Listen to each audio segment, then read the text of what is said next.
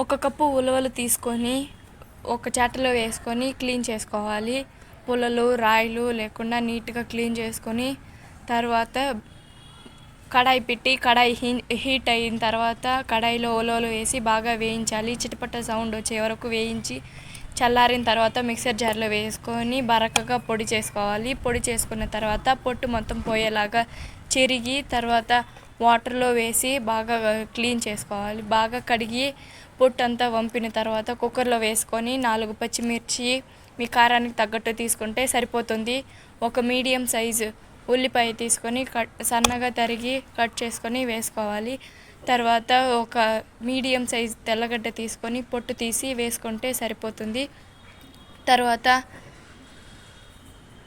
5 medium size టమాటాలు తీసుకొని సన్నగా కట్ చేసుకొని వేసుకోవాలి.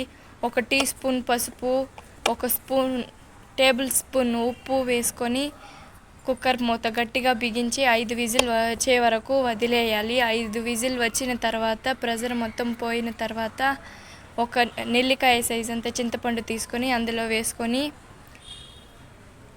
ఒక మిక్సీ జార్ తీసుకొని నున్నగా మిక్స్ చేసుకోవాలి. మిక్స్ చేసుకున్న తర్వాత ఒక కడాయి తీసుకుని 2 టేబుల్ స్పూన్ నూనె వేసి నూనె బాగా వేడెక్కిన తర్వాత వడిం వేగిన తర్వాత కరివేపాకు ఒక రెబ్బ వేసి బాగా వేయించాలి.